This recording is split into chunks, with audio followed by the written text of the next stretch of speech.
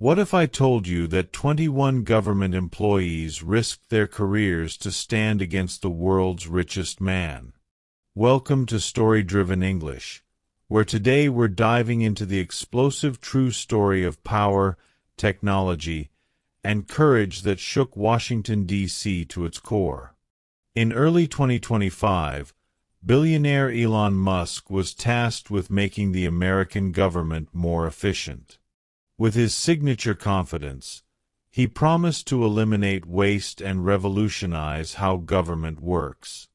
But what happened next shocked the nation and triggered a crisis that nobody saw coming. By the end of this video, you'll discover what drove 21 dedicated public servants to resign in protest, how their bold action cost Elon Musk over $120 billion in personal wealth, and the shocking aftermath that changed how Americans view their government forever. This isn't just a bureaucratic tale. It's a high-stakes drama about what happens when Silicon Valley disruption collides with the essential services millions of people depend on. Before we begin this incredible journey, make sure you subscribe to Story-Driven English and hit that notification bell. Our channel brings you fascinating stories like this one that improve your English while keeping you on the edge of your seat. I promise you. Stay until the end of this video and you'll learn not just powerful English vocabulary, but also gain insights into leadership, ethics, and courage that you won't hear anywhere else. Ready to discover what really happened when a tech billionaire tried to transform the government overnight? Let's begin. The DOGE Chronicles, 21 Resignations and a Billionaire's Bureaucracy Battle. Chapter 1. The Birth of DOGE. In the crisp January air of 2025, as the American capital settled into a new presidential term, a rather peculiar government entity was taking its first breaths. Not with a whimper, but with the characteristically bombastic tweet from the world's richest man. Time to make government efficient again. DOGE no more waste, Elon Musk announced to his hundreds of millions of followers, the digital declaration serving as an informal inauguration for what would become one of the most controversial government experiments in recent American history. The Department of Government Efficiency, or DOGE, an acronym that anyone familiar with Elon's cryptocurrency preferences might find suspiciously convenient, was President Donald Trump's bold new initiative to slash government spending. It wasn't technically a department in the traditional sense. It hadn't been approved by Congress. It existed in that curious gray area of presidential authority, born from an executive order and operating as an advisory body with unexpectedly sharp teeth. We're going to cut through the bureaucratic red tape with a flamethrower, Musk declared during the Rose Garden ceremony announcing DOGE's creation, a metaphor that made several career civil servants visibly uncomfortable. Behind him, President Trump beamed with approval, seeing in Musk a kindred spirit, another billionaire businessman unafraid to disrupt established norms. The mission was ambitious, if not entirely original. Reduce the number of federal agencies from over 400 to fewer than 99, save up to $2 trillion in government spending, eliminate fraud and improper payments within 6 months, and generally make the government run more like a Silicon Valley startup than a centuries-old institution bound by laws, regulations, and constitutional checks and balances. Why do we need 400 agencies? Musk had asked rhetorically during the announcement, his voice rising with genuine bewilderment. SpaceX builds rockets that go to space with less bureaucracy than the Department of Agriculture uses to inspect eggs. The crowd had laughed, and clips of the moment went viral across social media platforms. It was classic Musk, oversimplifying complex systems for dramatic effect while conveying an essential truth that resonated with many Americans. Government often seemed unnecessarily complicated. The American public was divided but generally favorable to the idea of government efficiency. Who could argue against less waste? It was like opposing puppies or sunshine. The details, however, were where demons traditionally resided. Conservative commentators hailed DOGE as a long-overdue reckoning for a bloated federal government. Liberal pundits worried about essential services being sacrificed on the altar of corporate-style efficiency.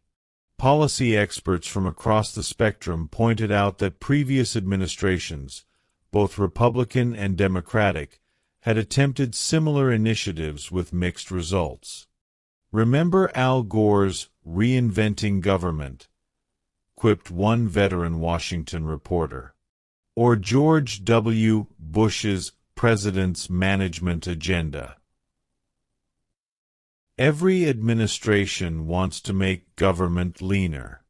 Few succeed. What made DOGE different, its supporters argued, was Musk himself. Here was a man who had revolutionized multiple industries, from electronic payments to electric vehicles to private space exploration. If anyone could bring Silicon Valley innovation to Washington bureaucracy, surely it was Elon Musk. Musk's role was unique in modern governance.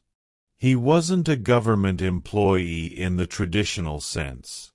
He was classified as a special government employee who could work a maximum of 130 days in a 365-day period, unpaid, of course, as the man worth hundreds of billions hardly needed a government salary. "I'll be working for the American people," Musk said, a twinkle in his eye. "My compensation will be making America efficient again."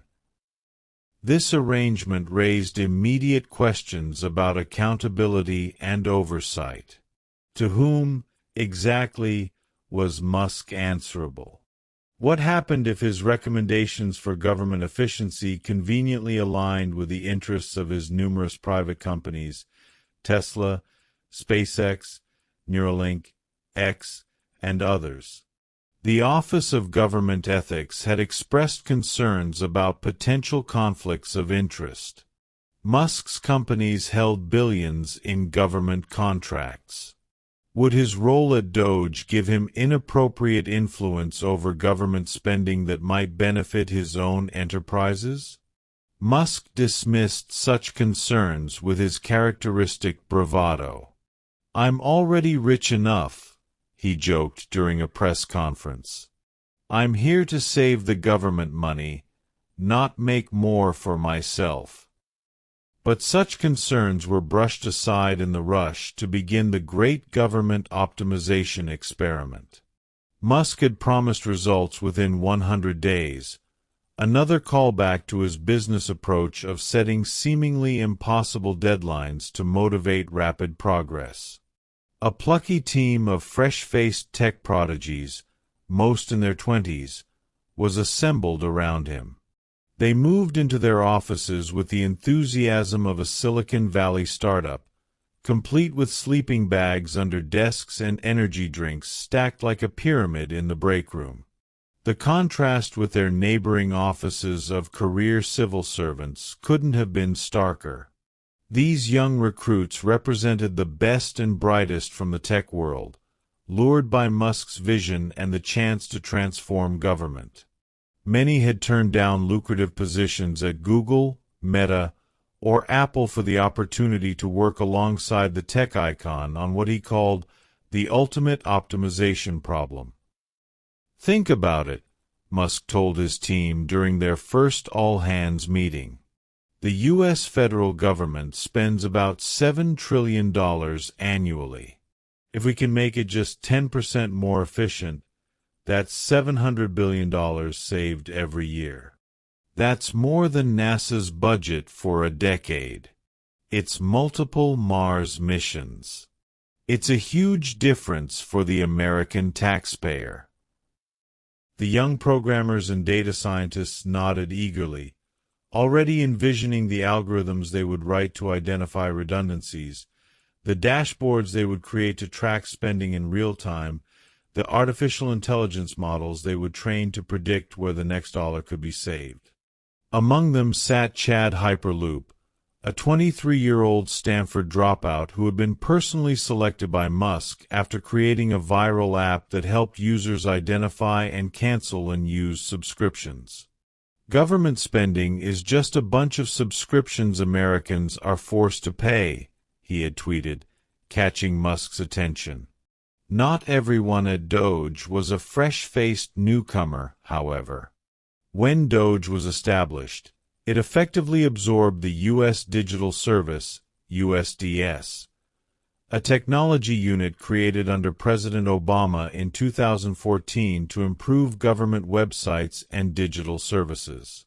These USDS veterans, with years of experience navigating the complex terrain of federal IT systems, found themselves suddenly working for an organization with a very different mandate. Janet Coleman, a 42-year-old project manager who had spent 6 years modernizing veterans' benefit systems, watched the incoming Musk acolytes with a mixture of curiosity and concern. She believed in making government more efficient but worried about the newcomers' apparent disregard for the complexities and constraints of federal operations. They don't understand that we can't just move fast and break things when people's livelihoods depend on these systems, she confided to a colleague. If the Social Security payment system breaks because of a rushed update, real people don't eat that month.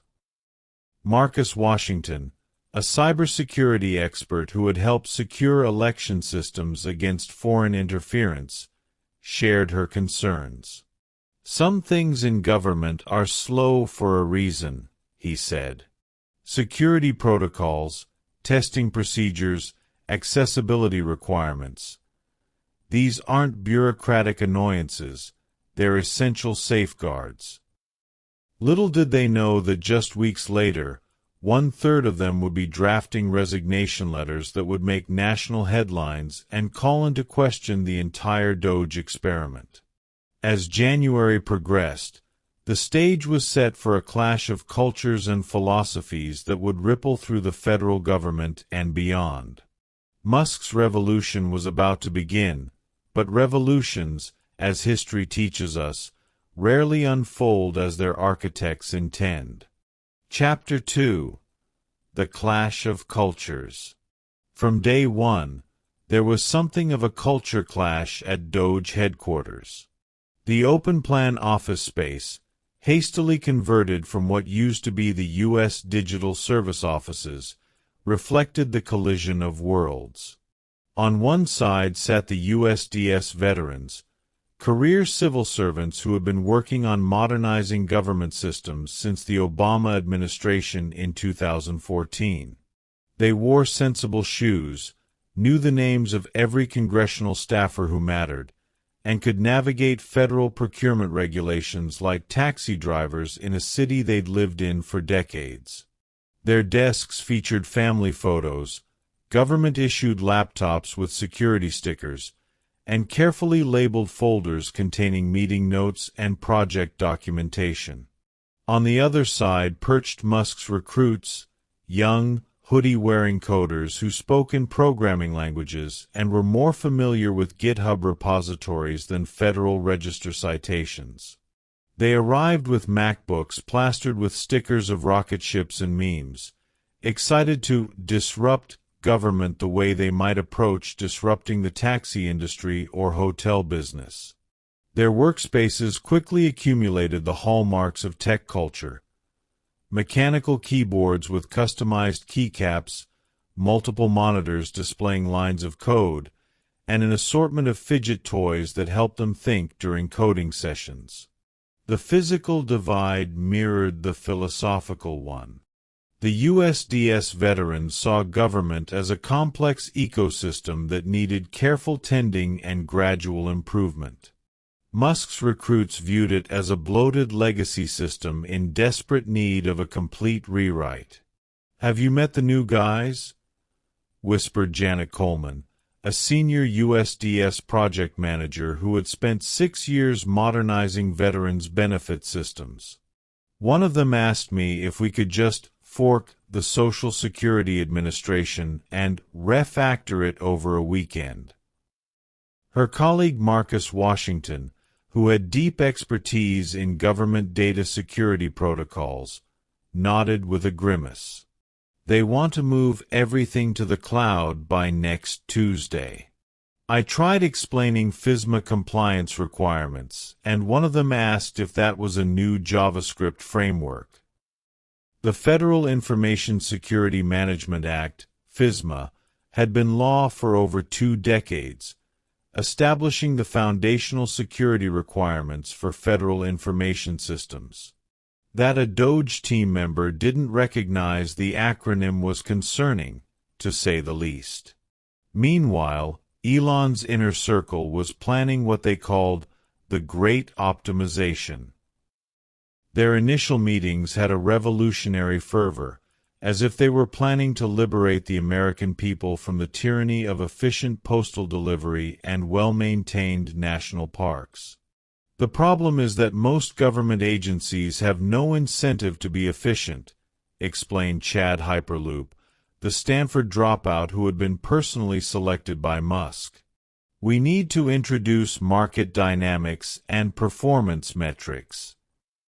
And eliminate DEI programs, added another young recruit, earning an enthusiastic nod from Chad. Diversity, equity, and inclusion DEI initiatives had become a particular focus of DOGE's cost-cutting scrutiny, despite representing a minuscule fraction of the federal budget. This emphasis raised questions about whether DOGE's approach was truly driven by efficiency concerns or by ideological preferences. The two groups eyed each other warily across the office, like opposing teams at a high school dance, neither quite sure how to bridge the divide. But for now, they coexisted in an uneasy professional détente. This peace would not last long. The Musk faction was drawing up lists of programs to cut, agencies to consolidate, and people to question about their loyalty to the new mission. And by late January, the first conflicts would erupt into the open. The initial spark came during a department-wide meeting where Musk unveiled his vision for Government 2.0, complete with a slick presentation featuring rocket ship graphics and efficiency metrics displayed in Tesla-style dashboards. Our first target is simple waste, Musk declared, clicking to a slide showing a pie chart of government expenditures. Empty offices, unused equipment, redundant programs. Low-hanging fruit that will save billions without impacting services. Few could argue with that goal. But when Musk continued to the next slide, titled Questioning Everything, the temperature in the room noticeably changed. We need to ask fundamental questions, he continued, his voice rising with enthusiasm. Why does the Department of Education exist at the federal level when education is managed locally?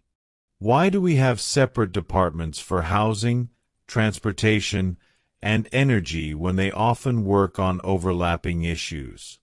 Why do we maintain thousands of government buildings when most employees can work remotely? Janet Coleman shifted uncomfortably in her seat. These weren't just administrative questions.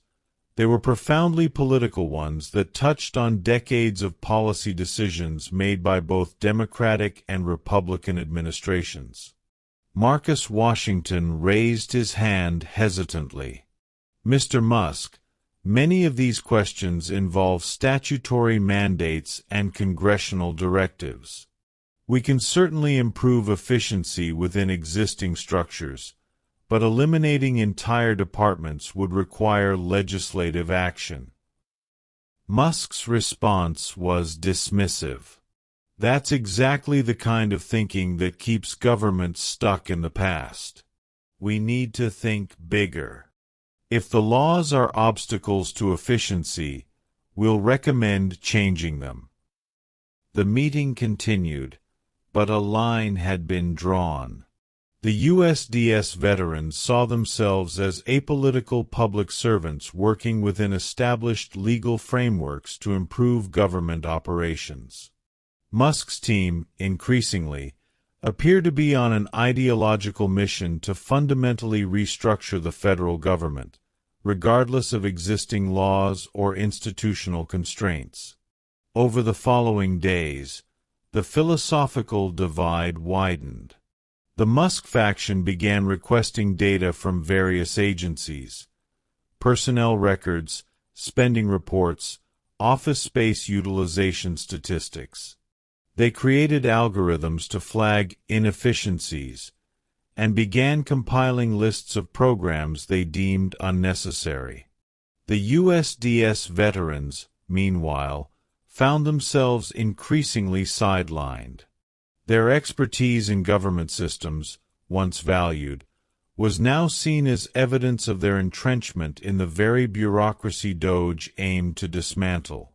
"They don't want our input," Janet confided to Marcus over coffee in the break room. "They've already decided what's inefficient based on ideology, and now they're just looking for data to justify their conclusions." Meanwhile, Musk was making the rounds in the media, appearing on friendly podcasts and news programs to tout DOGE's early successes. "We've already identified over $100 million in pure waste," he claimed on one popular podcast.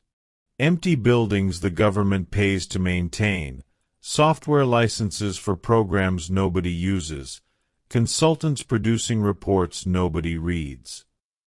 His supporters cheered these revelations as evidence of government bloat.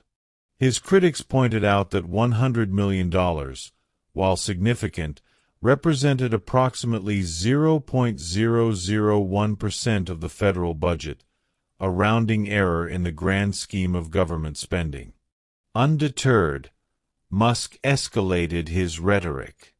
In a late-night flurry of social media posts, he declared war on what he called the deep state bureaucracy that was allegedly resisting DOGE's efficiency efforts. "Career bureaucrats more interested in protecting their fiefdoms than serving the American people are the real obstacle to government efficiency," he posted. "Time to drain the swamp for real." The message sent shockwaves through the federal workforce. The term deep state, once confined to the fringes of political discourse, was now being used by a high-profile government official to describe career civil servants who had served under multiple administrations of both parties. For the USDS veterans at DOGE, this rhetoric wasn't just offensive, it was dangerous. It painted targets on the backs of dedicated public servants whose only crime was institutional knowledge and a commitment to working within established legal frameworks. As January drew to a close, the atmosphere at DOGE had transformed from cautious optimism to thinly veiled hostility. The stage was set for the confrontation that would ultimately lead to the resignation of 21 employees and spark a national conversation about the proper approach to government reform. "They're not interested in making government work better," Janet told Marcus as they packed up for the day. "They're interested in dismantling it." Little did she know how quickly her assessment would be validated. Chapter 3: The 21-Day Reckoning. The trouble began on January 21st, exactly 3 weeks after DOGE's formation. The USDS veterans were summoned, one by one, to impromptu interviews conducted by individuals wearing White House visitor badges, not government employees themselves, but associates of Musk who had been granted unprecedented access. Janet Coleman arrived at work that morning to find an email directing her to report to a conference room at 10 a.m. for a personnel alignment discussion. The vague bureaucratic language gave no hint of what was to come. When she entered the room, she found herself facing three people she had never seen before. They introduced themselves as consultants working with DOGE, though they offered no formal titles or organizational affiliations. One was a former venture capitalist who had invested in several of Musk's companies. Another was a junior think tank analyst from a conservative policy organization. The third was a former tech executive who had worked briefly at Tesla. The questions began innocuously enough. How long had she worked in government? What projects had she led? What skills did she bring to DOGE? But then the tone shifted abruptly. "Are you committed to President Trump's agenda?" asked the venture capitalist, leaning forward with an intensity that made Janet instinctively lean back. "I'm committed to serving the American people and improving government services," she replied carefully. "I've worked under 3 administrations now, both Republican and Democratic." The former tech executive nodded, making a note on his tablet. "And how would you describe your political views? Would you say you're aligned with the current administration's vision?" The question struck Janet as inappropriate and possibly illegal.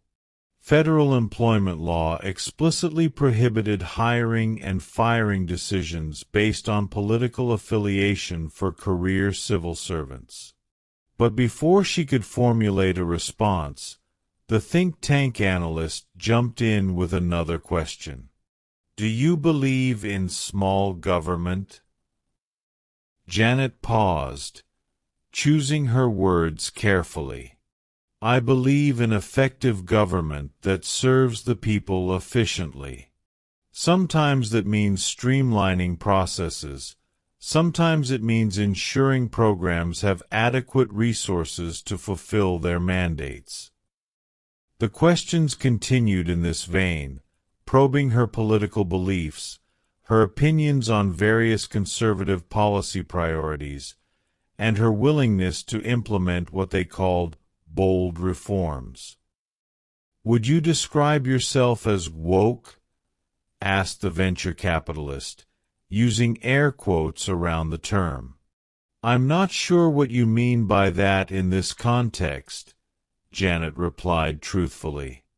"DEI initiatives, climate change priorities, gender ideology in government programs," he clarified, his tone making clear what he thought of such matters. "My job has been to make government digital services work better for all Americans," Janet said. "Political considerations don't factor into making a website accessible or a benefit system secure." Finally came what seemed to be the most important question. "Are you willing to return to in-person work 5 days a week?" The query seemed out of place among the politically charged ones that had preceded it, but Janet would later learn it was perhaps the most consequential. DOGE was implementing a strict in-office policy, reversing the flexible work arrangements that had become standard across much of the federal government since the COVID-19 pandemic. "I've been working in the office 3 days a week and remotely 2 days, per my current arrangement," Janet explained. "My performance metrics have consistently exceeded expectations under this model." The venture capitalist made another note, his expression unreadable. The interview ended abruptly after 30 minutes. Janet left feeling unsettled, uncertain what criteria she was being evaluated against or what consequences might follow. She wasn't alone. Throughout the day, her colleagues were called in for similar interviews. They compared notes afterward, finding disturbing patterns in the questioning. For career civil servants who had served under multiple administrations, Republican and Democratic alike, these questions struck at the heart of their professional ethos. They had taken oaths to the Constitution, not to any particular ideology or president. "I've worked under 3 presidents now," explained Rachel Chen, a cybersecurity expert who had helped secure election systems against foreign interference. "My job has always been to serve the American people, not a political agenda." The interrogations created a palpable tension that hung over the office like a storm cloud.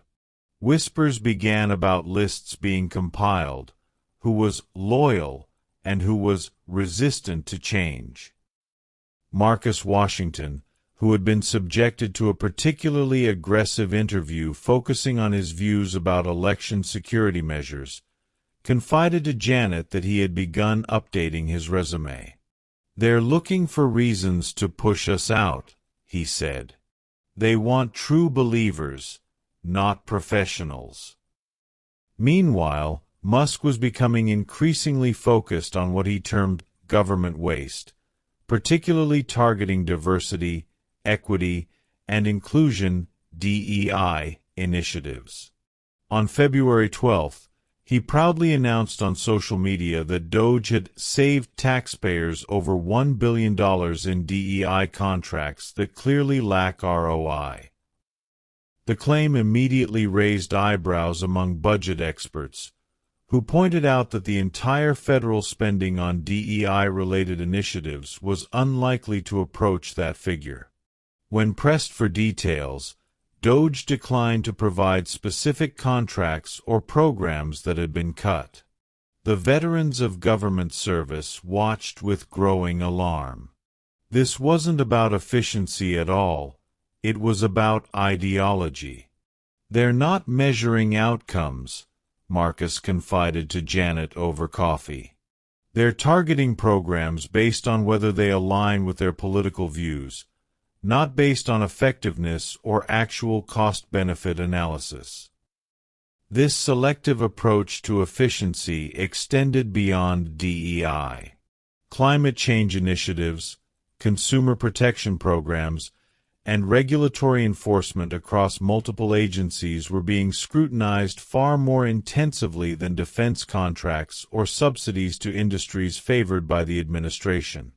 The tension finally snapped on February 14th. Valentine's Day brought no love to DOGE. Approximately 1/3 of the USDS staff received terse emails informing them that their services were no longer required. No explanation, no transition plan, no consideration for the critical systems they maintained that millions of Americans depended on. The emails arrived at 4:45 p.m., just before the end of the workday, a timing familiar to anyone who had witnessed corporate layoffs. The affected employees were instructed to turn in their equipment and government IDs by the end of the day and told that security would escort them from the building if they had not departed by 6 p.m. Rachel Chen, reading the email at her desk, felt a surge of disbelief followed by anger. She had been leading a critical project to secure the disaster relief payment system used by FEMA to distribute aid after hurricanes, wildfires, and other natural disasters. The system was in the middle of a major security upgrade that only she and a small team fully understood. "What about the FEMA project?" she asked her supervisor, who had been summoned to deliver the news in person after the emails went out. "We're halfway through implementing the multi-factor authentication update. If we stop now, the system could be vulnerable." The supervisor, a recent DOGE hire with no background in government technology, shrugged uncomfortably. "I'm sure someone will pick it up. The directive comes from the top." Across the office, Similar scenes played out as dedicated civil servants tried to ensure that the projects they had been stewarding wouldn't collapse in their absence. Most were rebuffed or given vague assurances that transitions would be handled appropriately.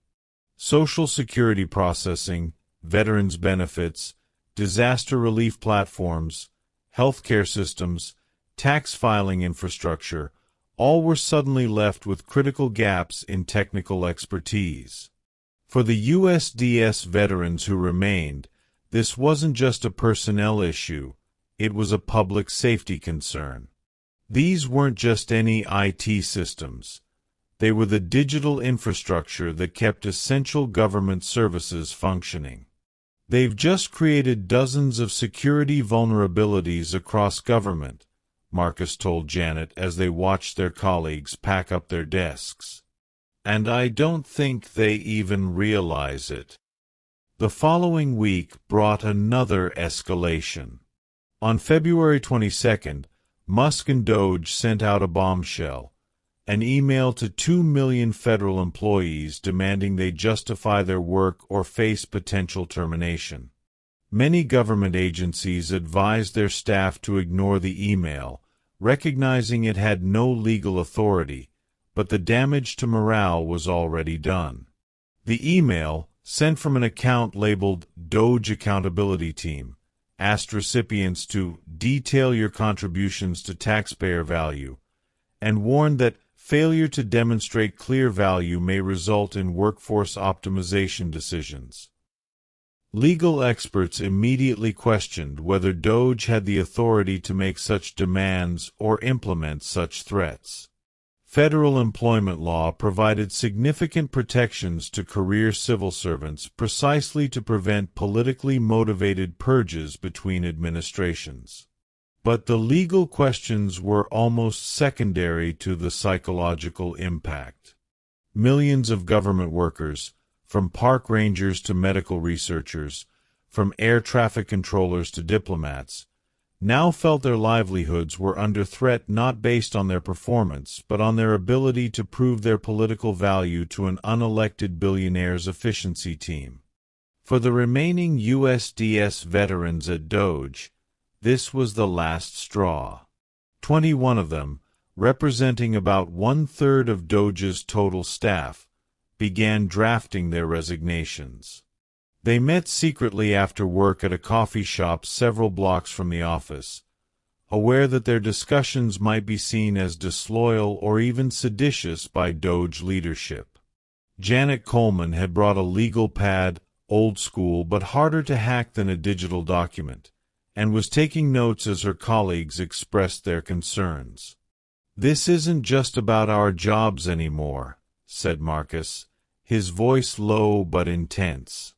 "They're dismantling critical government services without understanding the consequences. People could get hurt." Others nodded in agreement. A benefit system developer described how veterans might miss payments if the modernization project she was working on was abandoned mid-implementation. A cybersecurity specialist outlined vulnerabilities that could be exploited if security protocols were relaxed in the name of efficiency. "So what do we do?" asked a younger team member, hired just before DOGE's formation. "Keep our heads down and try to mitigate the damage from within?" Janet shook her head. "I've been thinking about this a lot. If we stay, we're complicit. If we resign individually, it won't make a difference. But if we resign together, with a clear explanation of why, maybe people will listen." There were nods around the table, but also hesitation. Government jobs provided stability, good benefits, and the satisfaction of public service. Walking away meant uncertainty and potentially burning bridges with the current administration. "We need to be careful about how we frame this," cautioned an older team member who had served in government through 5 administrations. "This can't be about politics or personality. It has to be about our professional obligation to the public. Over the next few days, the group carefully drafted a resignation letter that focused on their concerns about service continuity, data security, and the welfare of Americans who depended on government systems rather than on political disagreements with DOGE's leadership. By February 24th, 21 employees had agreed to sign the letter and submit it simultaneously. They chose Susan Wiles, the White House Chief of Staff, as the recipient, hoping to bypass DOGE leadership and ensure that the highest levels of the administration would be aware of their concerns. As they finalized their plans, news broke that the IRS had experienced a significant data breach, potentially exposing sensitive taxpayer information. While not directly related to DOGE's actions, the incident underscored the real-world consequences of neglecting government IT security and gave the resigning employees an even stronger case for their concerns. On the morning of February 25, 2025, 21 government employees took a deep breath, checked their personal email accounts for a final go-ahead message, and prepared to take a stand that would soon make national headlines. Chapter 4: The Letter That Shook Washington. On a cold Monday morning, February 25, 2025, an envelope arrived on the desk of Susan Wiles, the White House Chief of Staff. Inside was a letter signed by 21 DOGE employees, all tendering their immediate resignations. "We have committed to serving the American people and upholding our oath to the Constitution across presidential administrations," the letter began. However, it has become clear that we can no longer fulfill that commitment in our current roles. Wiles, a seasoned political operative who had managed Trump's successful 2024 campaign before taking the Chief of Staff position, recognized immediately that this was no ordinary personnel matter. The coordinated resignation of nearly 24 employees from a high-profile initiative personally championed by the president represented a potential public relations crisis. She buzzed her assistant. "Get me Matt Johnson at DOGE, and see if the president has time for a brief update before his 10 a.m. meeting with the Japanese ambassador." But the DOGE resignees had anticipated the administration's desire to control the narrative. Simultaneous with delivering their letter to Wiles, they had sent copies to several national news outlets, ensuring that their concerns would reach the public regardless of the White House's response.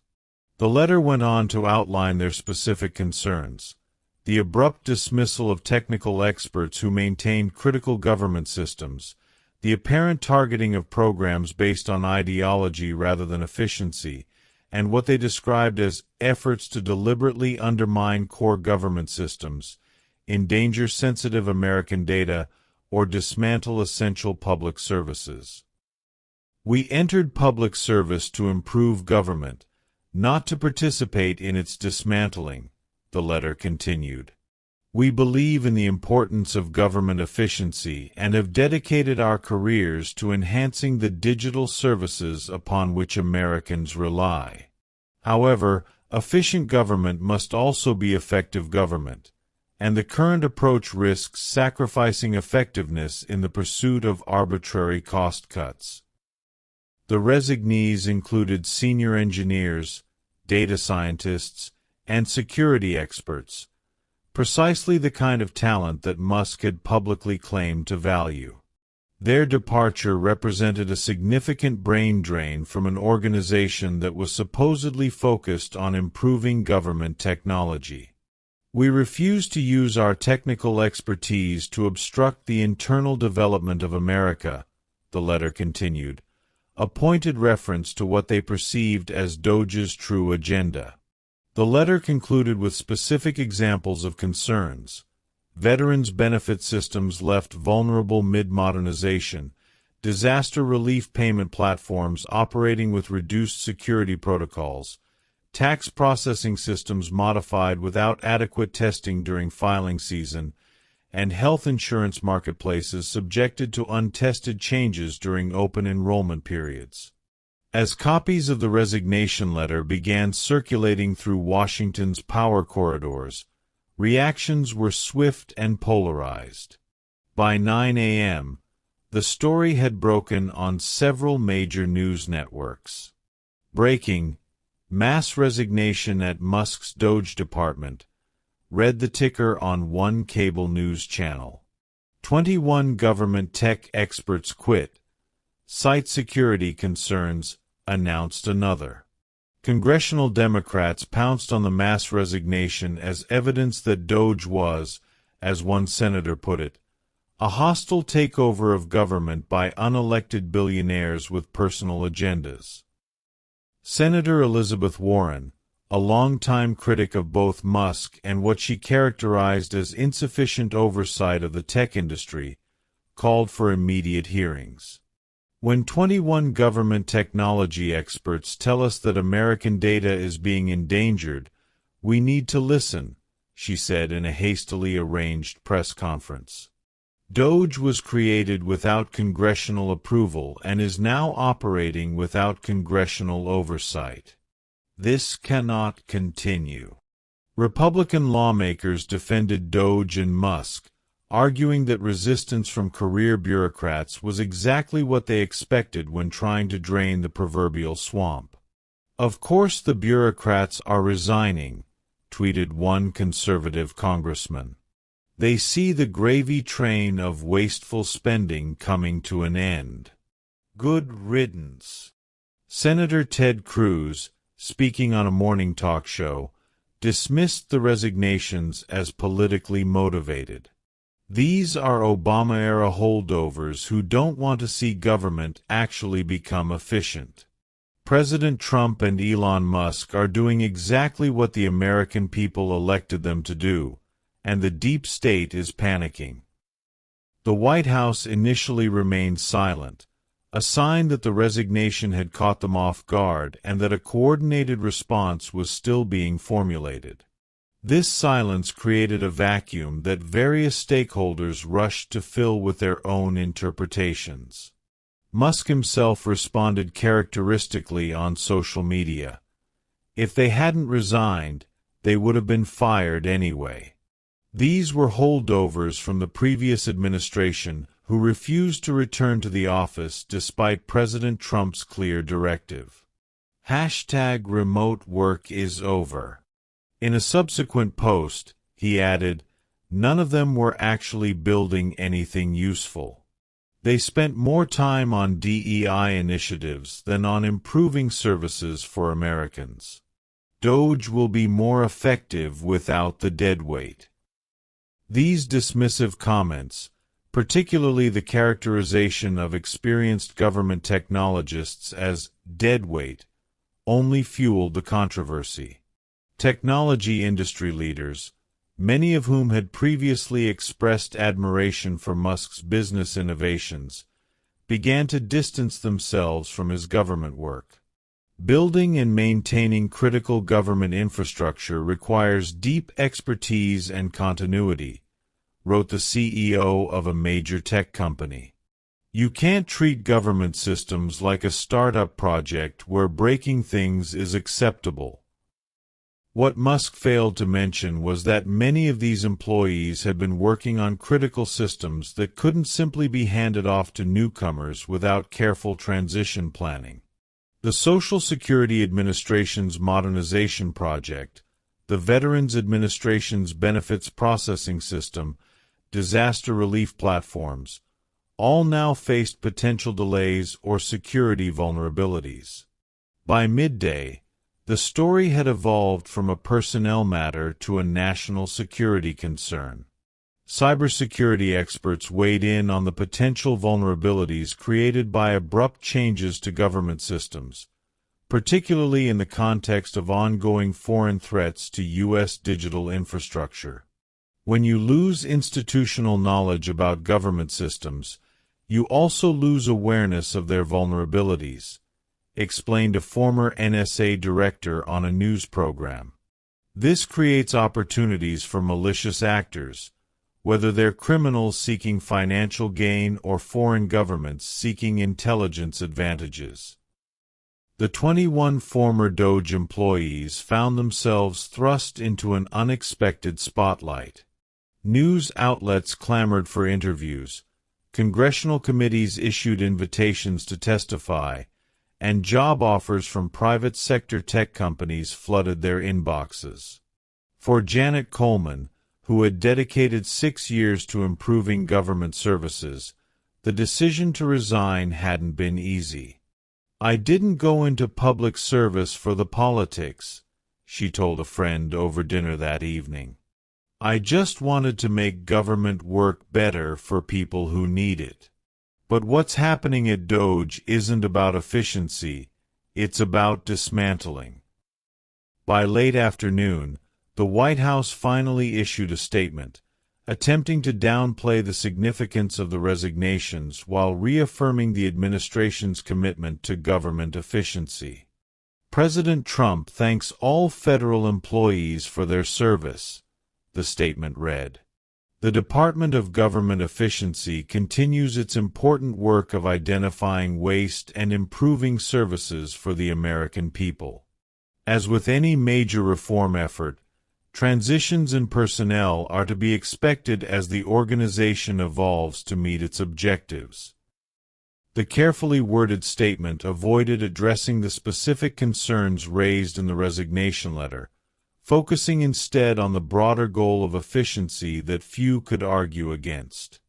It was a classic public relations strategy: acknowledge the event without engaging with its substance. But the story refused to fade. By evening, several of the resigned employees had appeared on news programs, articulating their concerns in measured, technical terms that belied the administration's attempts to paint them as political actors. Marcus Washington, speaking to a technology-focused online news outlet, methodically explained how abrupt changes to federal IT systems could create vulnerabilities. "This isn't about politics," he emphasized. "It's about responsible stewardship of critical infrastructure that Americans rely on." Rachel Chen, in another interview, detailed her work securing disaster relief payment systems and explained the specific risks created by abandoning ongoing security upgrades. "When a hurricane hits, people need aid quickly," she said.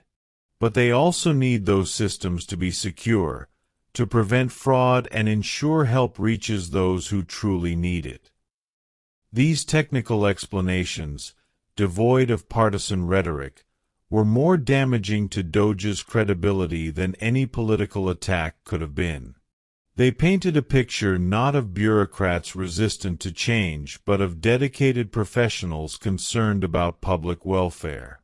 As the news cycle churned, the story of the DOGE 21, as they came to be known, raised fundamental questions about the nature of government reform, the role of career civil servants, and the boundaries of presidential authority.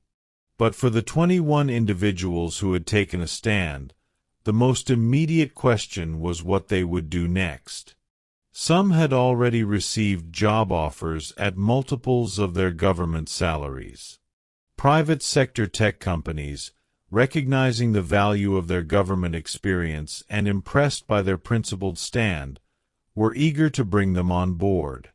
Others were contemplating forming a non-profit focused on government technology and digital services, hoping to continue their public service mission from outside the bureaucracy. Chapter 5: The Musk Factor. While the DOGE 21 were clearing out their desks, Elon Musk was already moving on to his next target. If there was one thing the world's richest man didn't lack, it was confidence in his ability to solve complex problems quickly. "Government efficiency isn't rocket science," he quipped during a press briefing, despite the fact that rocket science was actually among his areas of expertise. It's just common sense." The assembled press corps chuckled dutifully, but behind the laughter lay a growing skepticism. The mass resignation had raised troubling questions about DOGE's methods and impact. Even journalists from traditionally conservative outlets were beginning to press for specific details about DOGE's accomplishments beyond vague claims of billions saved. "Can you provide concrete examples of inefficiencies DOGE has addressed?" asked a reporter from the Wall Street Journal. "Specific programs cut, processes improved, or measurable outcomes?" Musk, accustomed to adoring coverage from tech journalists impressed by his private sector innovations, seemed momentarily thrown by the pointed question. He recovered quickly, however, launching into a familiar riff about government waste. "We found empty buildings the government pays millions to maintain, software licenses for programs nobody uses, consultants producing reports nobody reads," he said, echoing almost verbatim his statements from previous interviews. "Just last week, we identified a department that spent over $200,000 on office furniture during the pandemic when everyone was working remotely. This is your tax money being wasted." What Musk didn't mention was that the furniture in question had been purchased for a newly constructed veterans hospital, not for empty government offices. This pattern of selectively presenting information to support predetermined narratives had become a hallmark of DOGE's public communications. Behind the scenes, however, DOGE's operations were becoming increasingly chaotic. The departure of 21 experienced staff members had created significant knowledge gaps that the remaining team was struggling to fill. Chad Hyperloop, the 23-year-old Stanford dropout who had become one of Musk's key lieutenants at DOGE, found himself suddenly responsible for understanding and optimizing the Social Security Administration's complex benefits processing system, a task previously managed by a team with decades of combined experience. "This code base is ancient," he complained during an internal meeting. "Some of it looks like it was written before I was born. Who even uses COBOL anymore?" The answer, of course, was the federal government, along with most major banks, insurance companies, and other institutions that required absolute reliability for systems handling millions of transactions daily. COBOL might be old, but it was stable, well-tested, and, most importantly, already working. Chad's suggestion to just rewrite it in Python over the weekend reflected the Silicon Valley mindset that had permeated DOGE. Older necessarily meant worse, and rewriting was always preferable to maintaining. This approach, while occasionally valid in the startup world, failed to account for the scale, complexity, and criticality of government systems. Musk's approach to DOGE embodied the same bold, breakneck style he'd applied to his private companies. Why test changes incrementally when you could implement them all at once?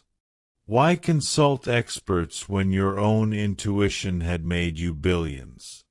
And why worry about institutional knowledge when you could just write new code? The reality, of course, was more complicated. Government systems had evolved over decades to serve diverse populations, comply with countless laws, and fulfill specific congressional mandates. They weren't apps that could be redesigned on a whim. Mr. Musk doesn't seem to understand that we can't just move fast and break things with people's Social Security checks, remarked a former DOGE employee who wished to remain anonymous. When systems that people depend on break, real human suffering follows. This fundamental disconnect between Silicon Valley's innovation ethos and the more cautious approach required for essential government services was at the heart of the growing DOGE controversy. Nevertheless, Musk charged ahead. His young recruits, eagerly following his lead, began developing software tools to identify redundancies across federal agencies. They created dashboards ranking agencies by cost per employee and square footage of office space, with little regard for the agency's actual functions or statutory requirements. One particularly ambitious project involved an AI model trained to analyze federal job descriptions and identify positions that could potentially be automated or eliminated. The model flagged thousands of roles as potentially redundant, including critical positions in cybersecurity, emergency management, and public health. When a career government data scientist pointed out that the model was failing to account for the qualitative aspects of many government jobs, such as relationship building with community stakeholders or complex judgment calls in regulatory enforcement, she was dismissed as defending the status quo.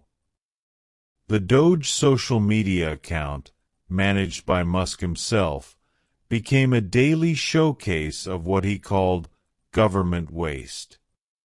One day it would be a $10,000 coffee machine in a departmental break room. The next, an obscure research grant studying the mating habits of sea slugs.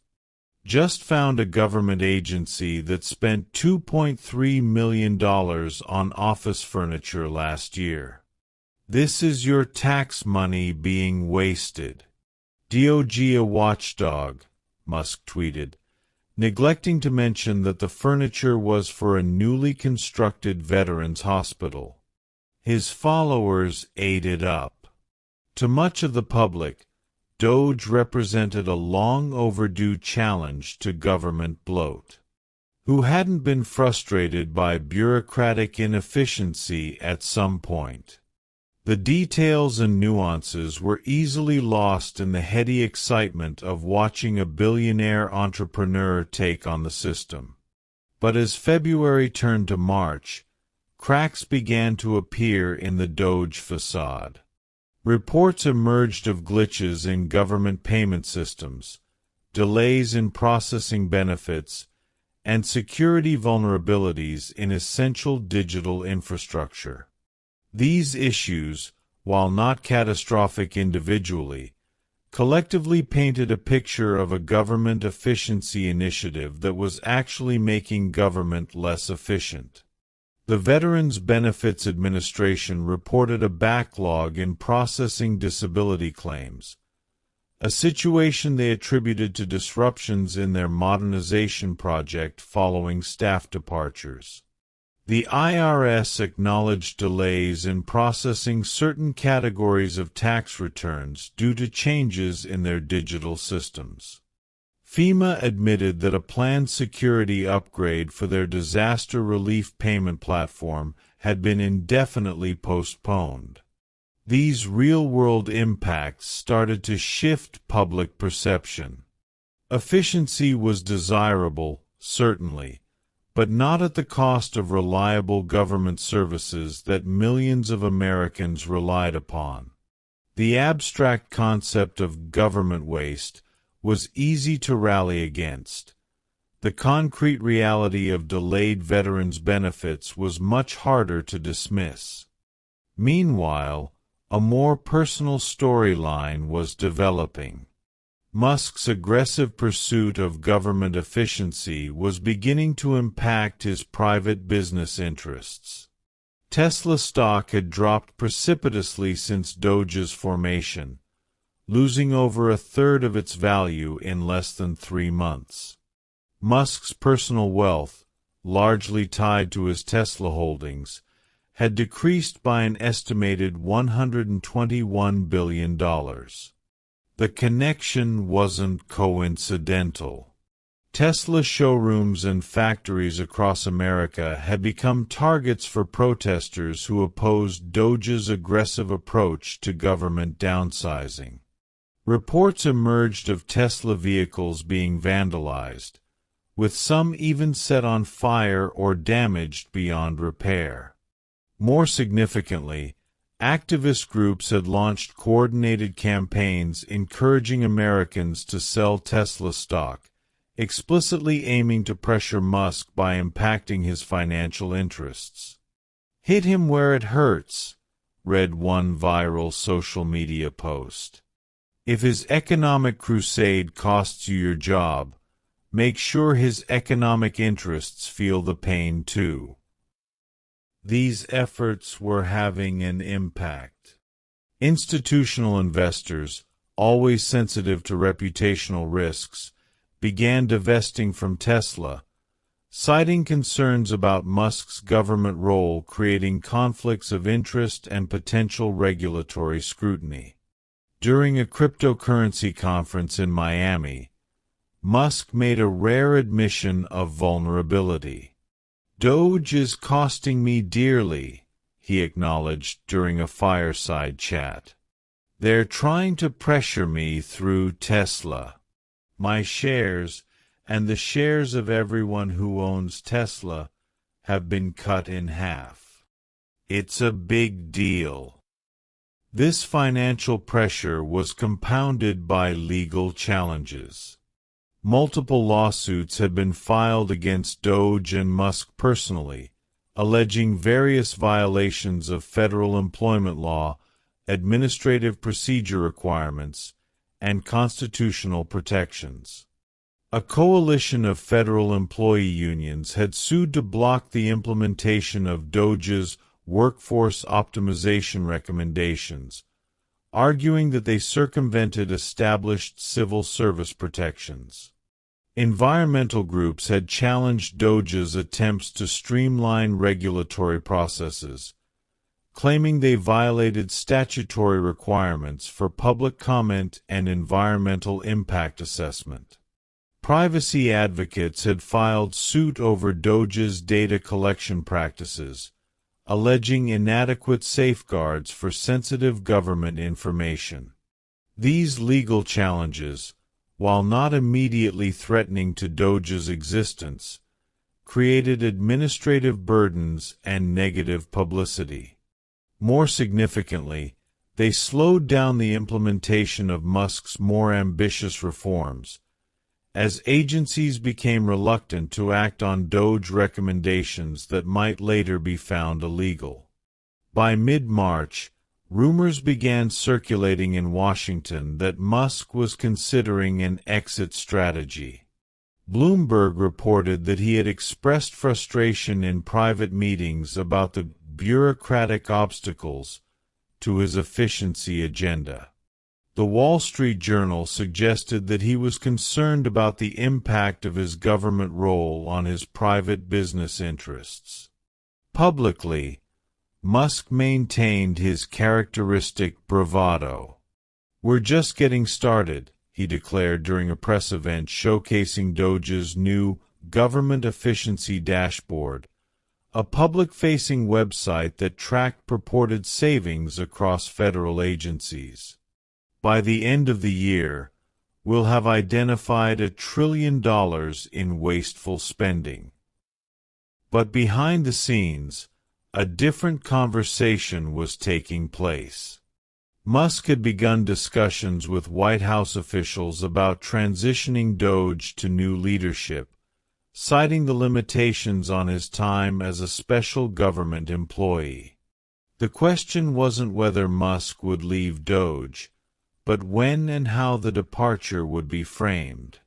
Would it be presented as a mission accomplished, with Musk having successfully initiated reforms that others would carry forward?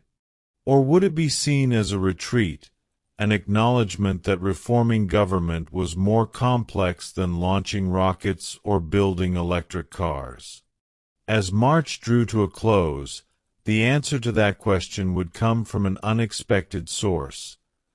Musk himself, in an exclusive interview that would send shockwaves through Washington and beyond. Chapter 6: The Ripple Effects. The federal government is a vast ecosystem, and disturbances in one area invariably create ripples throughout the system. The mass resignation at DOGE sent shockwaves that extended far beyond the walls of its offices, affecting agencies, individuals, and public perception in ways both immediate and long-lasting. In the days following the DOGE 21's departure, federal agencies scrambled to assess potential vulnerabilities in systems that had suddenly lost their technical caretakers. IT directors at the Social Security Administration, Veterans Affairs, FEMA, and the IRS held emergency meetings to identify gaps and deploy backup resources. "We're flying blind on the modernization project," admitted one VA official during a closed-door meeting. "The documentation exists, but understanding the thinking behind certain design decisions requires the people who made them." The departures had created a kind of institutional amnesia within critical government systems. Years of accumulated knowledge about workarounds for legacy systems, potential security vulnerabilities, and planned improvements had walked out the door with the resigned employees. This knowledge gap manifested in tangible ways. A veterans' benefit processing system experienced unexplained delays, with thousands of claims backing up in digital queues. An IRS fraud detection algorithm began flagging legitimate tax returns for review at an unprecedented rate, delaying refunds for thousands of taxpayers. A FEMA disaster relief application platform temporarily went offline during a minor tornado outbreak in the Midwest, forcing affected residents to file paper applications. These disruptions, while not catastrophic individually, collectively undermined public confidence in government services and raised questions about DOGE's approach to efficiency. What good was saving money if essential services became less reliable as a result? Meanwhile, the story had caught the public's imagination. The DOGE 21 became minor celebrities in Washington circles, either heroes or villains, depending on one's political perspective. News programs invited them to explain their decision, congressional committees requested their testimony, and think tanks offered them fellowships. Janet Coleman found herself in particularly high demand. Her calm demeanor and technical expertise made her an effective spokesperson for the group, able to explain complex government IT systems in terms lay audiences could understand. "This isn't about politics," she emphasized in an interview with the Washington Post. "It's about ensuring that critical government services continue to function reliably for the Americans who depend on them." When pressed about whether her resignation was motivated by opposition to the Trump administration, Janet was firm. "I worked under Presidents Obama, Biden, and Trump. In each administration, my job was the same: to make government digital services work better for the American people. I resigned because DOGE's approach was making those services worse, not better." Marcus Washington became a sought-after expert on government cybersecurity, testifying before a House committee on the potential national security implications of rapid, unplanned changes to federal IT systems. "When you lose institutional knowledge about how systems work, you also lose awareness of their vulnerabilities," he explained to visibly concerned representatives. "This creates opportunities for malicious actors, whether they're criminals seeking financial gain or foreign governments seeking intelligence advantages." The incident also sparked broader conversations about the role of career civil servants in a polarized political environment. Were they merely implementers of whatever policy the current administration prioritized, or did they have a responsibility to the broader public interest that transcended any particular president's agenda? Editorial pages debated the ethics of resignation versus working from within to moderate extreme policies. Academic panels discussed the tension between political appointees' prerogative to set direction and career officials' obligation to provide honest assessment of potential consequences. Civil servants take an oath to the Constitution, not to any individual president or policy agenda, argued a former Office of Government Ethics director in a widely shared op-ed. When they believe a directive would harm the public they've sworn to serve, they face a genuine ethical dilemma. Within DOGE itself, the atmosphere had transformed. The collaborative spirit that had initially existed, however tenuously, between the USDS veterans and Musk's recruits had evaporated. Now, loyalty to Musk and his vision was the primary currency. The few remaining USDS veterans found themselves increasingly marginalized, excluded from key meetings and decision-making processes. Several more resigned in the weeks following the DOGE 21's departure, though their individual exits received less attention than the coordinated group resignation. The remaining staff worked longer hours, trying to compensate for the knowledge gap left by the departures. The sleeping bags under desks that had once seemed like symbols of Silicon Valley hustle culture now became practical necessities as 18-hour workdays became the norm. Chad Hyperloop, now effectively leading DOGE's technology initiatives despite his limited experience, pushed his team relentlessly. "We're revolutionizing government," he told them during late-night coding sessions.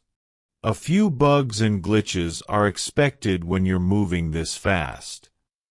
But bugs and glitches in government systems weren't minor inconveniences.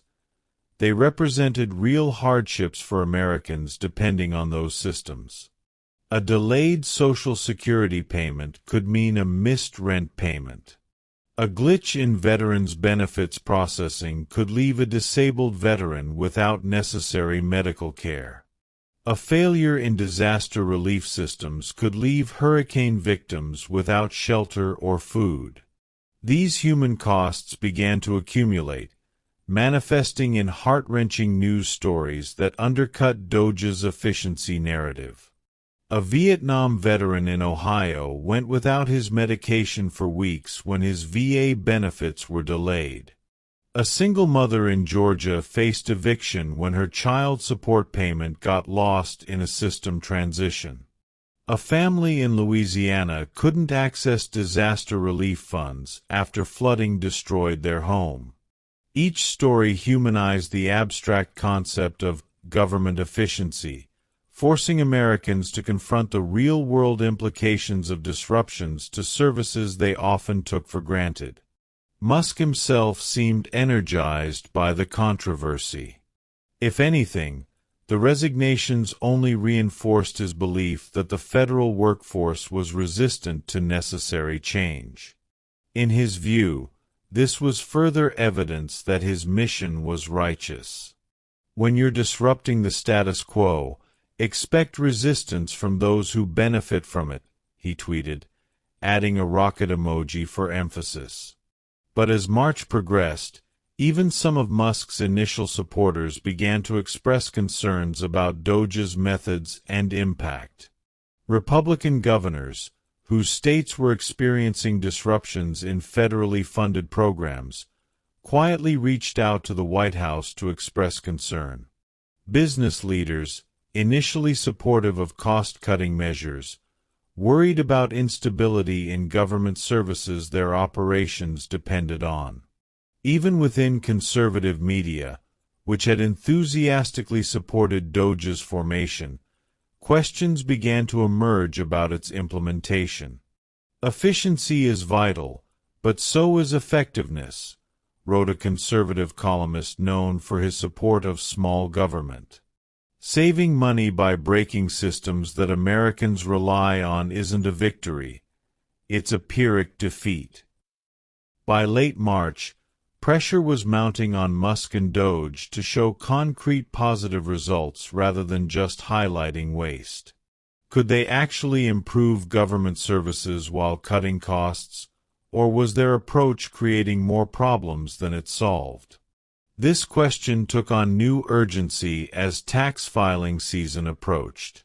The IRS, which had lost several key technical staff to DOGE-related departures, was struggling to maintain its electronic filing systems. Industry groups representing tax preparers warned of potential delays and errors in processing returns. Meanwhile, another storm was brewing on the international front. Foreign adversaries, always alert to vulnerabilities in U.S. government systems, had noticed the disruption caused by DOGE's aggressive approach to reform.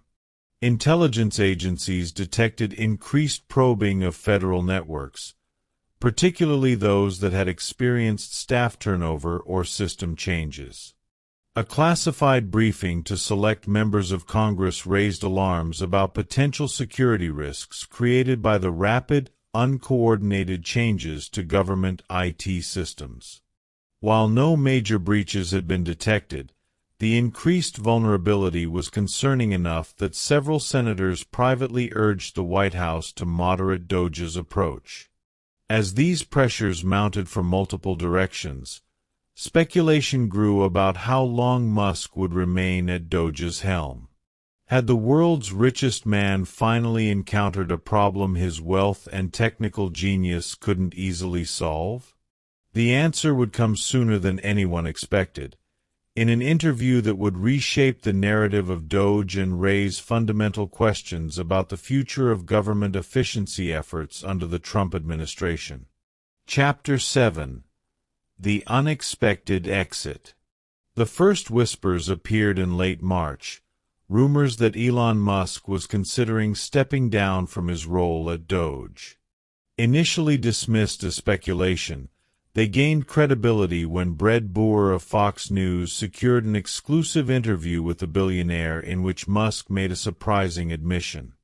The interview took place in an unusual setting for a government official, Musk's private jet parked on the tarmac at Dulles International Airport. He had just returned from Tesla's Austin headquarters, where he had been dealing with production issues exacerbated by the protests targeting the company.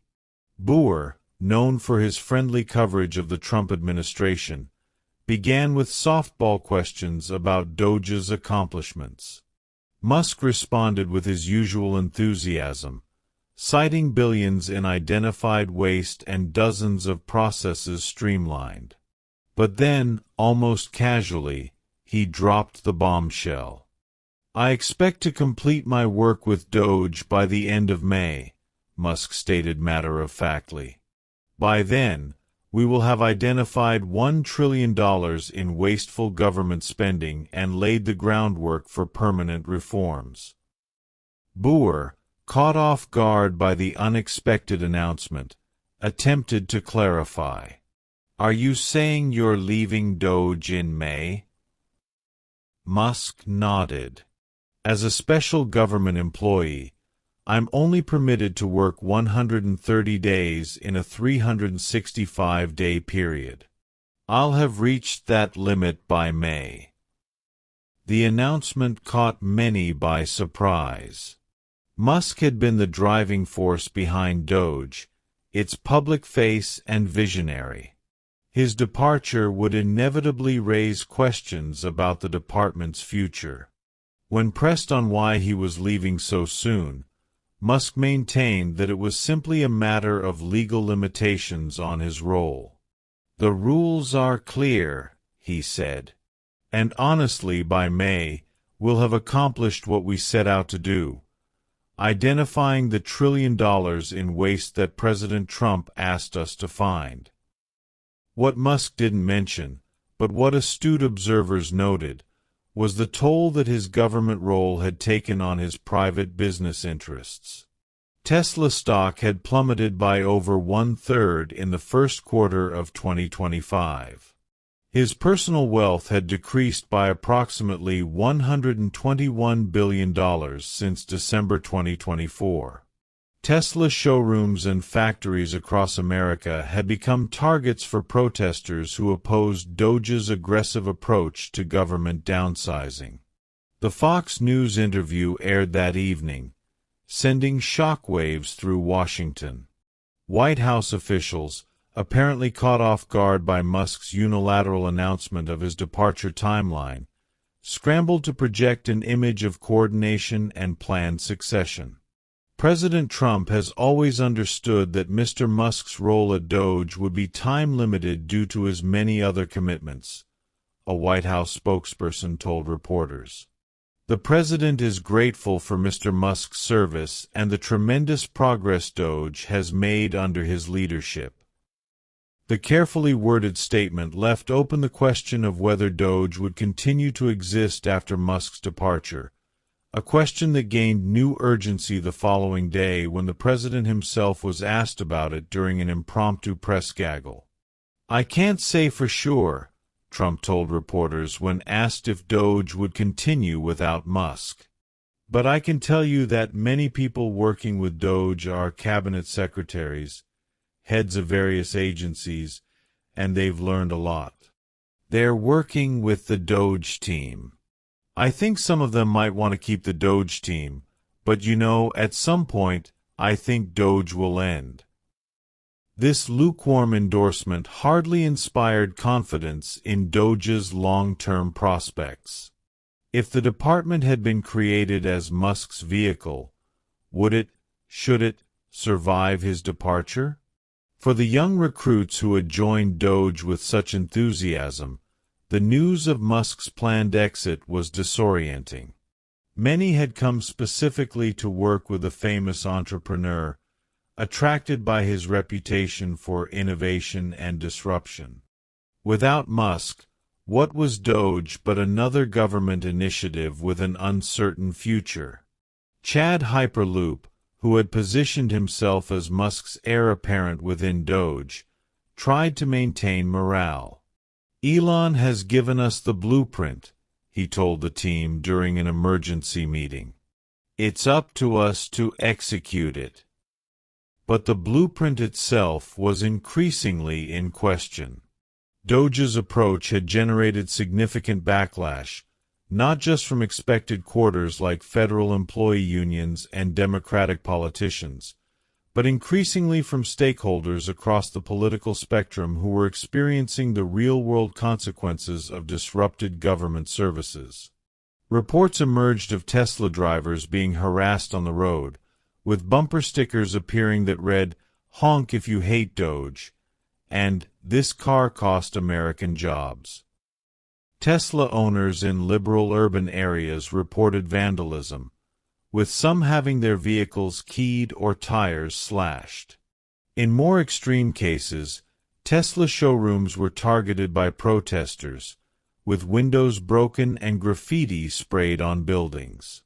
"DOGE is costing me dearly," Musk admitted during a cryptocurrency conference the week after his Fox News interview. "They're trying to pressure me through Tesla. My shares, and the shares of everyone who owns Tesla, have been cut in half. It's a big deal." Reports emerged that organized groups were actively targeting Musk's businesses, even hiring professional protesters to oppose him. Some had launched a global day of action at 200 Tesla showrooms, encouraging Americans to sell off Tesla stock to crash the company's value. Investigative reporting suggested that some of these actions were being funded by interests threatened by DOGE's work, including contractors who held lucrative government contracts and political organizations aligned with federal employee unions. The financial impact was undeniable, but so too was the personal toll. Musk, accustomed to being celebrated as a visionary entrepreneur, now found himself cast as a villain by a significant portion of the American public. His social media posts attracted increasingly hostile responses, and public appearances required enhanced security. This shift in public perception extended beyond Musk to impact other Trump administration initiatives. Democratic strategists seized on DOGE's struggles as evidence that businesspeople lacked the expertise to manage government effectively, a narrative they deployed against other Trump appointees from the private sector. Running government isn't like running a business became a common refrain in political discourse, often followed by examples of DOGE-related service disruptions as evidence. For President Trump, who had staked significant political capital on DOGE's success, the situation presented a dilemma. Abandoning the initiative would be seen as an admission of failure, but continuing down a path that was creating visible problems for voters was politically risky. The president's solution, typical of his pragmatic approach to governance, was to gradually distance himself from DOGE's more controversial aspects while maintaining verbal support for its broader goals. In public statements, he emphasized DOGE's role in identifying waste rather than implementing changes, subtly shifting responsibility for any service disruptions to the agencies themselves. As April began, a new reality was setting in. The experiment that had begun with such fanfare just months earlier appeared to be winding down. DOGE's more ambitious initiatives were quietly put on hold. Agencies began reinstating personnel who had been targeted for removal. System changes that had caused disruptions were rolled back in the name of further evaluation. Musk himself began spending less time at DOGE offices and more time managing the crises at his private companies. His social media posts about government waste, once daily occurrences, became increasingly rare. In their place came a new narrative. DOGE had successfully identified hundreds of billions in potential savings, and now it was up to Congress and the various agencies to implement these recommendations. The implicit message was clear. If the savings weren't realized, it wouldn't be DOGE's fault but rather the result of resistance from entrenched interests. As Musk's May departure date approached, Washington prepared to turn the page on what had been one of the most controversial government initiatives in recent memory. The question now was what legacy DOGE would leave behind, and whether the legitimate goal of government efficiency could be pursued in ways that didn't create more problems than they solved. The answers would be complex, as most government matters are, reflecting the tension between innovation and stability, between cost-cutting and service delivery, between the appealing simplicity of business thinking and the messy reality of democratic governance. But for the DOGE 21, watching these developments from the sidelines, one thing was clear. Their decision to resign had helped spark a national conversation about what Americans truly wanted from their government, not just in terms of efficiency, but in reliability, accessibility, and responsiveness to human needs. In that sense, perhaps they had fulfilled their public service mission after all. Chapter 8: The Aftermath and Legacy. As spring bloomed in Washington, D.C., the DOGE saga entered what appeared to be its final chapter. With Musk's departure announced for the end of May, attention turned to what, if anything, DOGE had actually accomplished during its brief, tumultuous existence. The scorecard was mixed at best. DOGE had certainly identified instances of government waste and redundancy, low-hanging fruit that previous efficiency initiatives had somehow missed. It had brought renewed attention to the size and complexity of the federal bureaucracy, sparking conversations about meaningful reform that transcended partisan lines. A comprehensive audit of federal real estate holdings, initiated by DOGE, had identified dozens of underutilized or empty buildings that cost taxpayers millions in maintenance expenses. A review of government software licenses had found numerous instances of agencies paying for unused or redundant services. An examination of federal consulting contracts had revealed cases of deliverables that sat on digital shelves, never implemented or even seriously considered. These findings, while not earth-shattering, represented legitimate efficiencies that could save taxpayer money without compromising government services. Had DOGE limited itself to such clearly beneficial reforms, its legacy might have been unambiguously positive. But at what cost had these savings come? The disruption to essential government services had been substantial. The exodus of experienced personnel had created knowledge gaps that would take months, perhaps years, to fill. And the confrontational approach had poisoned relationships between political appointees and career civil servants that would need to be rebuilt. The Government Accountability Office, responding to a congressional request, began a comprehensive assessment of DOGE's impact. Their preliminary findings, leaked to the press in late April, painted a sobering picture. While DOGE had identified potential savings of approximately $200 billion over 10 years, the disruptions to government services had created measurable costs in the form of delayed benefits, increased error rates, and security vulnerabilities. Efficiency cannot be measured solely in dollars saved, the draft report concluded. The effectiveness of government services, their reliability for citizens who depend on them, and the long-term sustainability of reforms must also factor into any meaningful assessment. For the DOGE 21 who had resigned in February, life had taken unexpected turns. Some had found positions in private industry, bringing their government expertise to technology companies looking to work with federal agencies.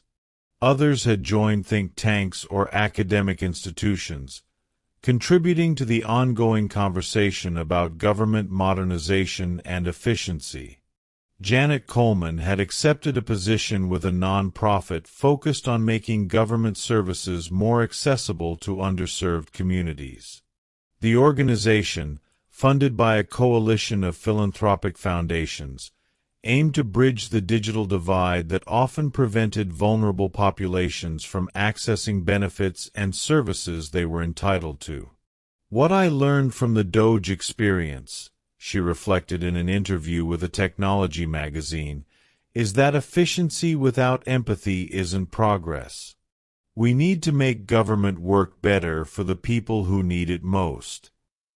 Her first project focused on simplifying the application process for food assistance programs, a perfect example of how efficiency and accessibility could go hand in hand. By streamlining forms, eliminating redundant questions, and building a mobile-friendly interface, her team was making it easier for eligible families to receive essential support while also reducing administrative costs. Marcus Washington had returned to government service, but at the state level, where he felt he could have a more direct impact on citizens' daily lives. As the newly appointed Chief Information Security Officer for the state of Michigan, he was responsible for protecting vital systems that managed everything from driver's licenses to unemployment benefits. "Federal service taught me a lot," he said during his confirmation hearing, "but sometimes you can do more good closer to home. States are often the laboratories of democracy, and they can also be the laboratories of government innovation." Rachel Chen had taken her cybersecurity expertise to the private sector, joining a company that specialized in securing critical infrastructure. Her experience with government systems made her particularly valuable for clients in regulated industries that interfaced with federal agencies. "The principles of good security are universal," she explained during a panel at a cybersecurity conference. Whether you're protecting a government benefit system or a private healthcare platform, you need to balance security with usability, understand the human factors, and plan for resilience when something inevitably goes wrong. The young recruits who had joined DOGE with such enthusiasm had gained a crash course in the complexities of government operations, a perspective many found valuable, if humbling. Some stayed in government, bringing their technical skills to established agencies with a new appreciation for the challenges of public sector work. Others returned to the private sector, but with insights they couldn't have gained elsewhere.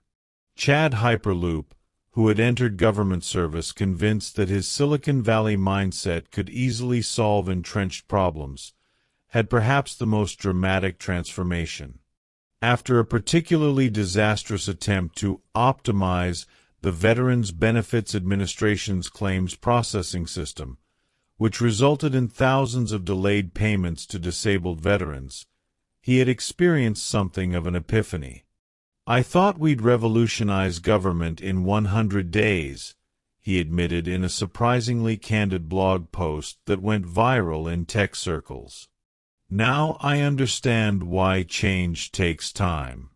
It's not because people are resistant, it's because these systems are incredibly complex and interconnected.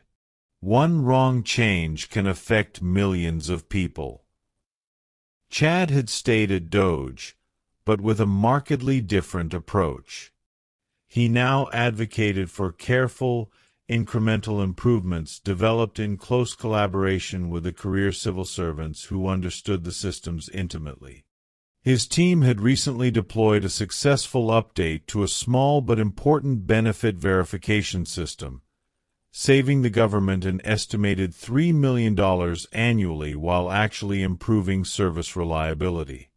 "It's not as sexy as disruption," he wrote, "but it's actually more challenging and, ultimately, more rewarding to improve a complex system without breaking it." As for DOGE itself, it appeared destined to become a footnote in the history of government reform efforts, a bold experiment that had illuminated both the potential and the pitfalls of applying private sector approaches to public sector challenges. President Trump, pragmatic as always, had already begun distancing himself from the more controversial aspects of DOGE's approach, emphasizing instead the broader goals of efficiency and accountability that resonated with voters across the political spectrum. In an interview with a business magazine, he praised Musk's contributions while subtly reframing DOGE's mission. "Elon did what I asked him to do," Trump said. "He identified waste, he shook things up, he got people thinking differently about government efficiency. That was always the plan. Now it's up to the agencies and Congress to implement the good ideas while ensuring essential services aren't disrupted." This revisionist history, while politically expedient, contained a kernel of truth. Perhaps DOGE's greatest contribution wasn't in the specific reforms it had implemented, many of which were being quietly rolled back, but in the conversations it had sparked about how government could work better for the American people. Elon Musk, for his part, seemed eager to return his full attention to his private ventures, SpaceX, Tesla, Neuralink, and his other technological moonshots. His foray into government service had been educational, if costly, providing him with insights into the machinery of government that few business leaders ever acquire. His final public statement about DOGE, made during his last day in office, reflected a more nuanced understanding of the challenges of government reform than he had displayed at the outset. "Government isn't a business," Musk acknowledged. "It has different constraints, different stakeholders, different metrics of success. I still believe it can be more efficient, but the path to getting there is more complex than I initially thought." He went on to outline what he saw as DOGE's accomplishments, focusing primarily on the waste it had identified rather than the systems it had disrupted.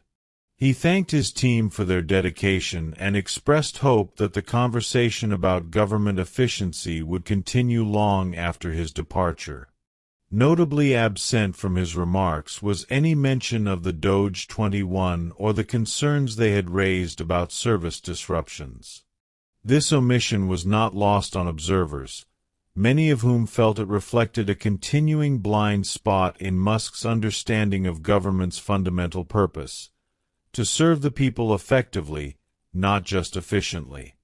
As May approached and Musk prepared for his exit, Washington prepared to turn the page on the DOGE experiment.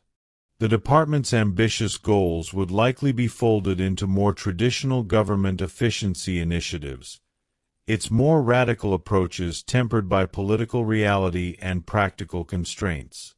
Yet something had changed. The conversation about government efficiency had evolved. New voices had entered the dialogue. Fresh perspectives had challenged old assumptions. And perhaps most importantly, Americans had engaged with questions about the role and function of their government in ways they hadn't before. The DOGE experience had forced people to consider the trade-offs inherent in government operations. Efficiency was desirable, certainly, but so was effectiveness. Cost-cutting had appeal, but not at the expense of services people depended on. Innovation was valuable, but so was reliability.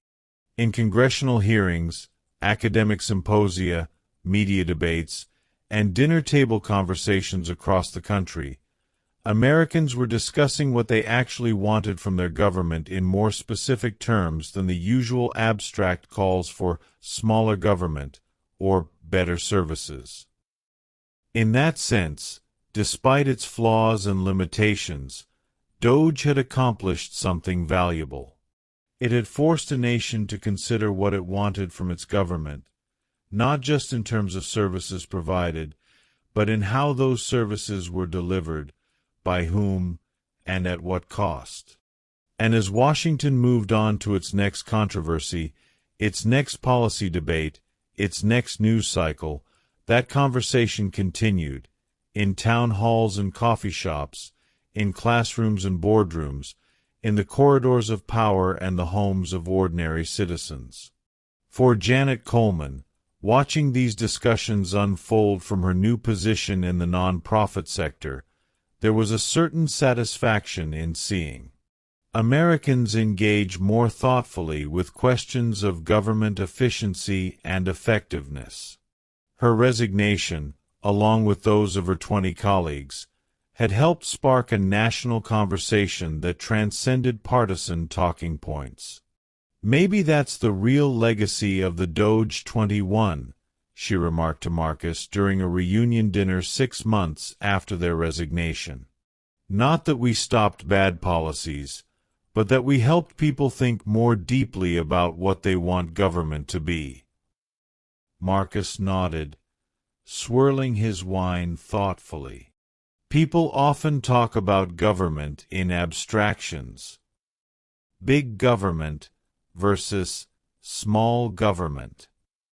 But when they saw concrete examples of what happens when systems people depend on break down, it became real. Suddenly it wasn't about ideology but about actual human impact. The DOGE experiment might be ending, but the questions it had raised about government, efficiency, technology, and public service would endure long after the department itself had faded from memory. And perhaps that was the most fitting legacy for the 21 civil servants who had taken a stand. Not that they had won a particular policy battle, but that they had contributed to a more informed, nuanced public conversation about how government could truly serve the American people. In a democracy, after all, such conversations are the essential foundation of progress. Epilogue. 1 year later. On a crisp February morning in 2026, Almost exactly 1 year after the DOGE 21 had submitted their resignation letters, a small group gathered in a private dining room at a Washington restaurant. The occasion was both a reunion and a celebration, marking the publication of a book they had collectively authored, Service: Reflections on Government, Technology, and Democracy. The book, which combined personal accounts of their DOGE experience with broader reflections on public service in the digital age, had received unexpected attention. It had reached the New York Times bestseller list and sparked renewed discussion about government reform across the political spectrum.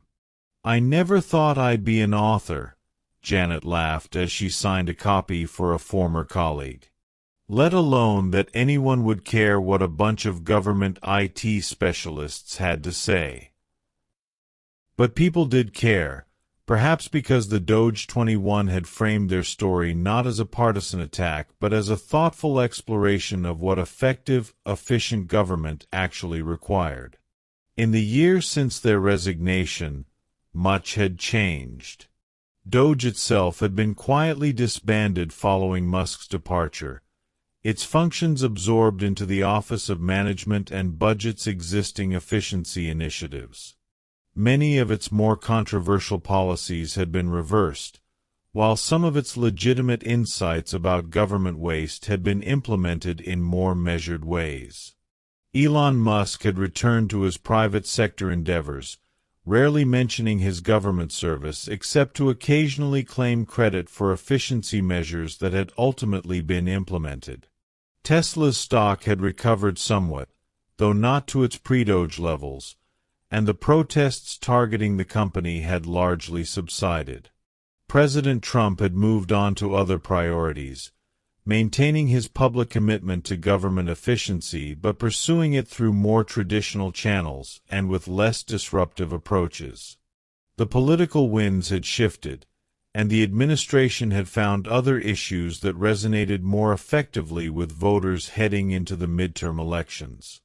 For the DOGE 21 themselves, the year had brought both professional evolution and personal growth. They had scattered across various sectors: government, nonprofit, academia, private industry, but had maintained the bonds forged during their shared experience.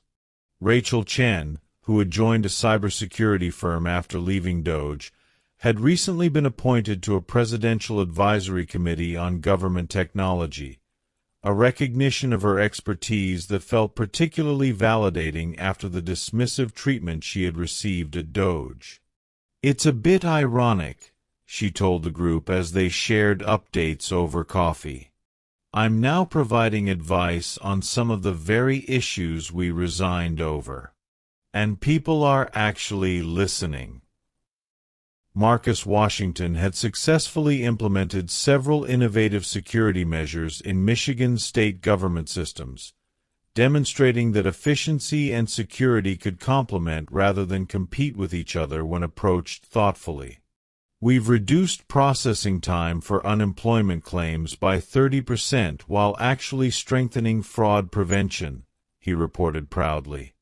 "It turns out that well-designed systems can be both more efficient and more effective." Janet Coleman's nonprofit work had expanded to include partnerships with several federal agencies, helping them redesign digital services with a focus on accessibility and user experience. Her team had recently won an award for a mobile application that simplified access to multiple benefits programs for low-income families. "We're proving every day that government can work better without being dismantled," she said. "It's about thoughtful design, understanding user needs, and yes, efficiency, but efficiency in service of effectiveness, not as an end in itself." Others in the group shared similar stories of impact and innovation, each finding their own way to contribute to better government while staying true to the principles that had led them to resign from DOGE. As they traded anecdotes and updates, a common theme emerged. The experience, while professionally disruptive and personally challenging, had ultimately clarified their sense of purpose and reinforced their commitment to public service, broadly defined. "I don't regret it for a minute," said one former data scientist who had since joined a university research center focused on government technology. "Standing up for what we believed was right reminded me why I got into this field in the first place." Over dessert, the conversation turned to the broader impact of their stand. Had it really made a difference in how Americans thought about government? "I think it helped complicate the narrative," offered an older member of the group who had since retired. "For decades, government efficiency has been a shorthand for budget cutting. We help people see that true efficiency means delivering better services at lower cost, not just slashing budgets regardless of consequences." Janet nodded thoughtfully. "And we showed that career civil servants aren't just bureaucrats resistant to change. We're actually deeply committed to improving government, just in ways that don't break critical services people depend on." As the lunch wound down and they prepared to head back to their various workplaces, Janet raised her coffee cup in a toast. "To the DOGE 21, she said. "May we never again have to resign in protest, but may we always have the courage to stand up for what's right if we do."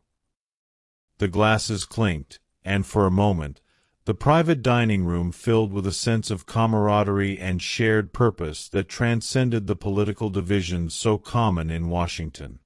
Outside, the government continued its eternal cycle of reform efforts, policy shifts, and institutional evolution. Presidents would come and go, efficiency initiatives would be launched with fanfare and later quietly modified, and the fundamental tension between innovation and stability would persist. But within that ever-changing landscape, the story of the DOGE 21 would remain a reminder that government is not an abstraction but a human institution, staffed by people committed to serving their fellow citizens, guided by values that transcend partisan differences, and ultimately accountable not just for dollars saved but for lives improved. In a democracy, perhaps that was the most important efficiency of all. Key vocabulary, repeated throughout. DOGE, Department of Government Efficiency, the advisory body created by President Trump and led by Elon Musk to reduce government spending and streamline operations. USDS, U.S. Digital Service, a government technology unit established under President Obama in 2014, later renamed DOGE under the Trump administration. Special Government Employee, a designation for individuals who work for the government for no more than 130 days in a 365-day period. Executive Order, a directive issued by the President that manages operations of the federal government. The DOGE 21, nickname for the 21 employees who resigned together from DOGE on February 25, 2025. Civil servants, career government employees who work across different administrations. Bureaucracy, a system of government with many officials and complex rules. Efficiency, the ability to accomplish tasks with minimal waste of time and resources. Government waste, unnecessary or excessive spending of government funds. DEI, diversity, equity, and inclusion, programs aimed at creating fair opportunities for underrepresented groups. Silicon Valley, region in California known for its technology industry and startup culture.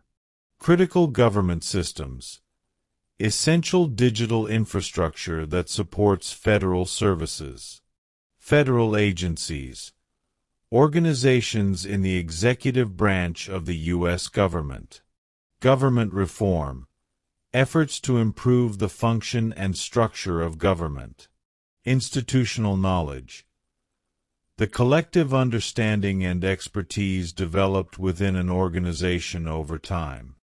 White House Chief of Staff, the highest-ranking employee of the White House, who oversees the executive office of the President.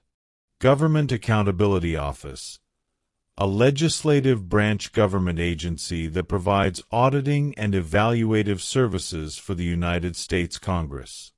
Federal Acquisition Regulation, the principal set of rules governing how the federal government purchases goods and services.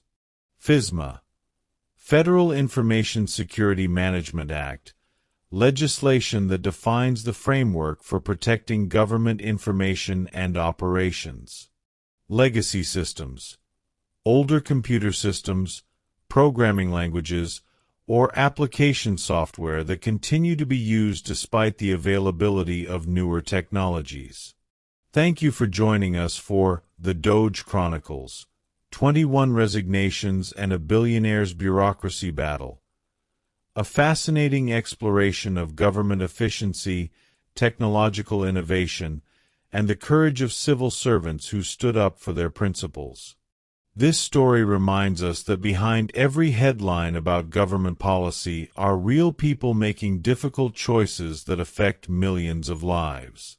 Whether you found yourself sympathizing with the efficiency-minded approach of Elon Musk or the service-focused concerns of the DOGE 21, we hope this tale provided thought-provoking insights into the complexities of governance in our modern digital world. Did you enjoy this journey through the halls of power and technological innovation? Which character's perspective resonated with you most? We'd love to hear your thoughts in the comments below. If you found value in this story-based approach to understanding complex topics, please support Story-Driven English by liking this video, sharing it with friends who appreciate nuanced storytelling, and leaving a comment with your takeaways. Don't forget to subscribe to our channel, Story-Driven English, for more engaging content that helps you improve your English skills through compelling narratives and current events. Hit the notification bell to stay updated when we release new stories that both entertain and educate. Learning English becomes effortless when wrapped in stories that capture your imagination and expand your vocabulary naturally. Join our growing community of story lovers and English learners today. Until our next story adventure, keep reading, keep questioning, and keep improving your English through the power of narrative.